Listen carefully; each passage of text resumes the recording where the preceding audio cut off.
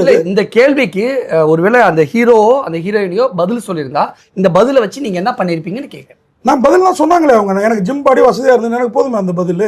எனக்கு gym body தூக்குறது அந்த நடிகையோட வெயிட் உங்களுடைய நோக்கம் இல்லையா சார்? வெயிட் நோக்கம்னா என்னத்துக்குன்னா எனக்காக இல்ல, ரசிகர்களுக்காக. அப்ப ரசிகர்களை சினிமா பத்தி யோசிக்க விடாம கவர்ச்சிக்கு அடிமைப்பட்டு இருக்கணும்னு நினைக்கிறீங்க சார்? ஒரு படத்துல என்ன இருக்கோ அதுதான் கேள்வி கேட்க முடியும் சார். இல்லைங்க சார், அது இளைஞர் பட்டாளத்தை நல்வழிப்படுத்தலாம், நெறிப்படுத்தலாம்.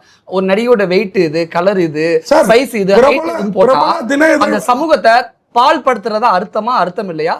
ஒரு ஜேர்னலிஸ்டா உங்களுக்கு அது குற்றமா தெரியும்? என்ன கேக்குறீங்க? பிரபல தின இதழில் வாரம் நட்சத்திர பேட்டி வருது, எடை என்ன, உயரம் என்ன எல்லாம் கேட்கிறாங்க. அங்க பதில் அவர்கள் இந்த சமூகத்தை பால்படுத்திக் கொண்டு இருக்கிறார்கள். அது உங்களுக்கு ஒரு தார்மீக பார்வை.